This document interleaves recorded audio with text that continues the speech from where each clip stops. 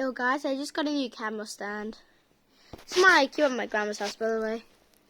I'm gonna use this camera stand for my videos and fell down.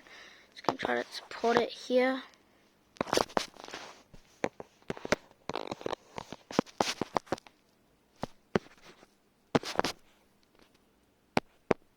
Okay, that should be better.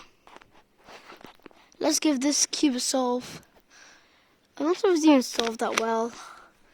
Oh yeah, this cube is not even scrambled properly. I don't know why. I just still really want to scramble it properly, and I used the wrong algorithm. Probably because I'm sleepy today.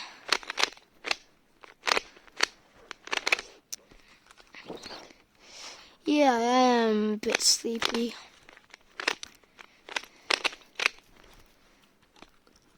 Okay. Okay.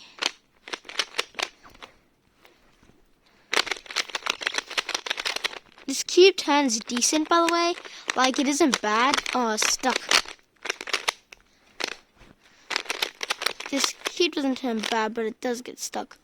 Corner cutting, however, it's okay, though. So, yeah, it is pretty good. I'm not sure if the camera even picked that up. I'm gonna... I'll just instead remove the camera stand.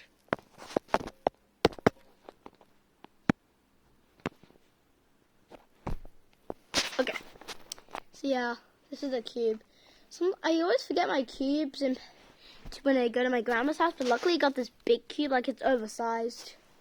I'm not kidding, guys. This cube is actually oversized. I'm just gonna camera upset here. So it will be temporary, but my camera stand isn't working. I don't know why, but it isn't working. So I'm just gonna get something to show you how big it is.